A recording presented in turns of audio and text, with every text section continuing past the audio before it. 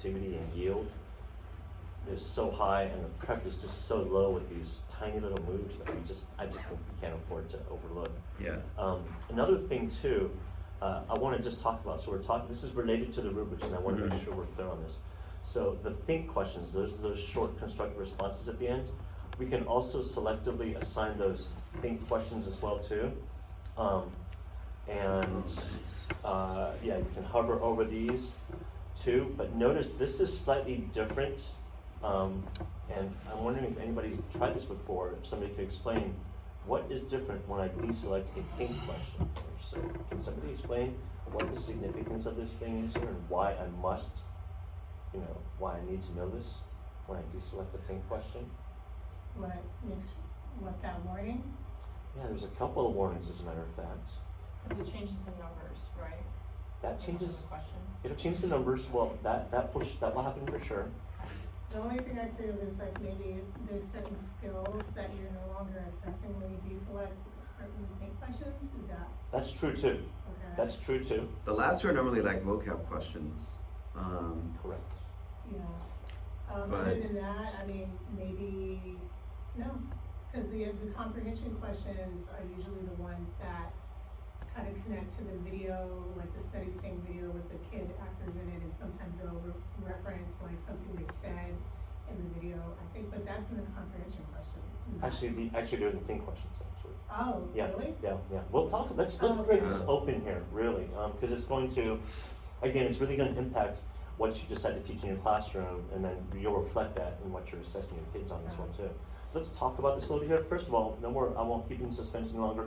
The two warnings here are, first of all, make sure we don't disable one that's dependent upon a previous one. That's the first warning. Yeah. But this one's the most significant one. This is tied to the rubric thing here. So here's the thing. Since we now are going with 4 think questions, it's asking us to change the rubric, right? Because if we don't, then we have to actively click on this thing here. So it says suggested. So this is a live link we actually have to click on to change the rubric. If we don't click on and change the rubric for this assignment, this is what the think questions will look like for your kiddos when they open up their assignment. They will see 4 think questions, and they'll see 5 response boxes to enter the responses into, right? And then you're gonna spend like 15 minutes of your class going, Mister, what do I do with the 5th box right there? Yeah. Just write no response. Mister, box? I just said write no response. Mister, what about it? So that? Oh man, that totally screwed me up in one assignment then. Okay, there you go. See Because that? they couldn't submit it. I didn't know you can unclick. Yeah. Yeah, so I didn't assign all the questions, and so the ones that I told them not to answer, I just type in NA. Ah, right. And a lot of them didn't, and so they couldn't submit their assignment. They just, Right, so all of that, exactly. yeah, okay. Small little nuances here that really, we have instructions for these things, but they're really buried, and who has time to look to search through these instructions? You just, you can barely even find the features themselves. So really, it just does require a person to come in and just really point out these nuances and see if you get some time. So, and finally too as well, to add insult to injury, when they submit these things, you also will have 5 grades you have to assign to your students as well too. You have to give them a 0 on, on a question. So just make your lives easy. Click on this one here, the live link, and look what it does. You scroll down and it will pop in the new modified rubric in there for you already. So that's kind of a hint there that you can change out the rubric associated with each assignment there. Furthermore, this is my favorite part, you can customize your own rubrics as well too to make the assignment reflect what you're assigning. Yeah. What else do you want to That's what I customize wanna on? do. Yeah. For example, so for example, I'll just show you guys really quickly. Here's some things that if I were back in the classroom, I would certainly be doing. Like, on this first read assignment here, this thing we just customized out. Here we see, 4 think questions, yada yada. This is the properly way it should look. But also, here's other reasons why I personally would love to modify my own rubric. Like, for example, on the read section there, there's an annotation tool, the opportunity for your students to annotate the text and stuff online.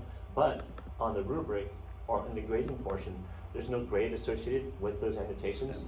I would like to, I would like to assign a grade for the annotations, A, to reward them, but also to hold them accountable for what they're annotating for as well too. So, the way I would do that is I would go and create my own rubric, and I would embed a annotation criterion in there into my rubric there. So when I grade their assignments, I can look at their annotations, and then I'll have a little annotation box to give them a score to as well. So here, let me just make your lives easy and show you where all this stuff is. So, and this is one of my favorite parts of the whole program here, this one room right here. Back on the assignments tab itself, where I was creating the assignment, right underneath that is our rubrics library, right there in that little gray bar. So I'll just click on that, and then it pulls up all, I don't know, it's 400 something odd. Yeah, see, is there a way, yeah, that's a lot of different options, Yeah. You certainly want to use like the search feature to search for certain types of rubrics that, like argumentative essay rubrics, or but these are pretty simple and straightforward. They're just like think questions, or what are they called? First read, or I forget what the keyword is. Yeah, first read rubrics. There we go. So I can just simply take this rubric here, open it up, and then either take it as a template and then modify it,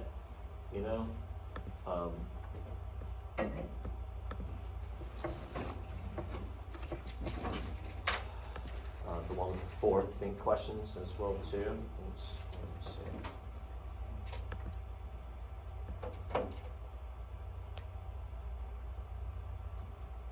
I'm just typing in the number 4 and pulling out that think questions response rubric with 4.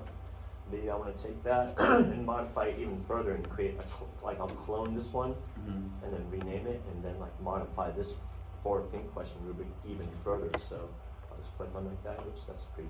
So go to this little gear on the right hand side, the far right of it, and just click on it, and that opens the back end template for this rubric, and it just basically treats everything as a text field. And then that's where we can manipulate it. Absolutely, we Revise can it. manipulate it. And for sure, I would be modifying the title of it as well too. So I might call this the 4 question think rubric thing with annotation. So I can, in my mind, know for future reference. Now I'm saving all these different kinds of rubrics now. And then down below are just all the criteria for it. So here you've got space so far in this rubric for just assigning grades for 4 think questions, and then I can add another rating here, and then I can call this one here the annotation one. And this is now, I'm building the capacity to assign a grade, for my students' annotations if I wish. Okay. So the max for those is, how do you change the score? Yeah, exactly. So right now it's the default. See, here's the thing. There's all these default settings here that if we don't, Yeah, I don't like that some of the rubrics are just 1 and 2. I hate And that. if they don't answer the question, it's like you can't, there's no 0, some. I hate that, Last exactly. So here's another thing too, it's the default, I think, is 1 and 2, and I think we've recently changed the Can you guys default. change that? So Yes. you have options to put a 0 in there. I think we've now changed it where, we did add the option to put a 0, and before, this was not the default setting. I do believe the default setting is now for it to start at a 0, but you can always, of course, toggle that off, but the default, I believe, is now set at 0, and then if you want to expand that, between 2 points, Oh, okay. right. So the default was at 2. For think questions, for short comes responses, only 2 points. Are you kidding me? Like, that already, that would Yeah. bug me to no end. I definitely want to expand that too.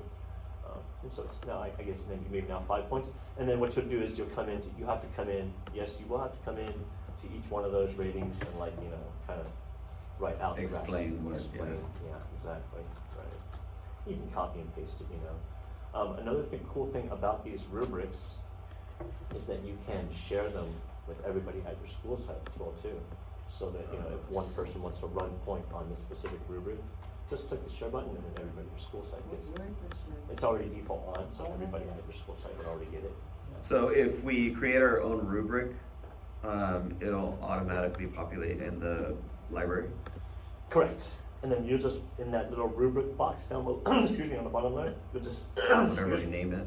type in some keywords, like, for example, in my case, yeah, if I create a system, like a nomenclature system, you know, or you guys can set up a naming system in your department, you know, you can use certain keywords to search for, like, for example, I might type in number 4, then annotation to pull it at the specific rubric. That's cool for the, I really think I this didn't have is, a rubric for grading the annotations, but I always like check their annotations, cause I'm like, what I would do when we're doing a first read, I would like sign in, like mimic a student, and then I would just have them, jot down in one of the annotation boxes, I would post my, requirements for what I wanna see when they're annotating. And so I would type it in the little box, and I'm like, okay, I want you guys to add this on so you can refer back to it. nice. And then when we're done with the first read and I go and like score them, I have to like scroll through, but I don't have anything to like score them on a rubric. I just would do it, I'll just add it into whatever that I gave them for their thinking. Exactly. Right. So that's really helpful. Right, cool. That's exactly the reason why I love these rubrics here as well too, for those reasons. You know, just build that capacity yourselves, and then as you can tell, there's no end to, you know. But to access the rubrics, we do need to Assign. like create an assignment, right? Or is there No. another way to access? Oh yeah, it's already on the assignments tab at the top there, and then that rubrics library sits right there. Oh, okay. Yeah, so you can create at will and never use them if you wanted to. Yeah. Okay. And then we also have option not to share, right? Correct. You just simply toggle off share with school, and then that is not available to anybody but yourself. Yeah. You Yeah. want to share Actually. All right. Intellectual property. Just holding back here. My Like, we share it, Guess you it's cut in my a room. piece I of your heard. check. Who's in your I room? know. I need Bill them for Lockwood. tomorrow. What, he's a Bill cell Lockwood, yeah. What? I saw a tall guy standing in the corner. Like, Oh He my did, gosh, that guy is I guess he did familiar. AP testing at Workman like Yeah. last year or something, and he said he Yeah, missed He it. missed it, yeah. Resurrected himself and came back. He's like, I don't miss the adults or anything else. He's like, I just miss the kids. And I was like, Hey, I was like, were we So terrible? cute. That's adorable. I was like, were we terrible? That was really nice. Oh, man. So that's helpful for the rubrics. Yeah, gosh, I was gonna say a couple other Yes, things, I but just just, can't find my password. forget it now. So I I'm gonna slipped my mind. figure that out. Yeah, that's what I'm trying to do. How about this? I was gonna say a few more things about rubrics. There's so many cool things I want to say about it, but maybe it'll occur to me. But in the meantime, you know, I'm sure you all are rocking your practices already in the room. And again, I just want to say, if it bears repeating, I'm just really grateful for the opportunity to come in and speak with high school teachers about this. But having said that, though, you know, what experience you have of it, are there any barriers to using this in the classroom? Yeah, I mean, I did that a lot of times last year and previous year, Mhm. and trying to align what 11th grade is doing, because Mr. Lucas says, we need to use studies, we need to. Cause I use it in my class. Yeah. Awesome. So, but one of the challenge for me is when I assign something, and then I need to individually click on each student's work, and that takes time. Yeah. Just like ENUMs, it gives me like number of works the student did. There's no name. I can just in one screen, I can give scores and scroll down and submit and push to gradebook. But this one, I need to individually click on each student work. That takes time for 170 students. Yeah. If I spend 1 second on each one, it adds up. Yeah. And then sometimes I need to go back and forth. So it adds really like a lot of minutes. Yeah, I totally agree with you. So just for the room, in case anybody is, would like a quick primer on what you were just speaking about here, sort of grading assignment, it's okay. I would say it's okay. We definitely have room to grow. I definitely have ideas about how to do it because teachers like you have shared that.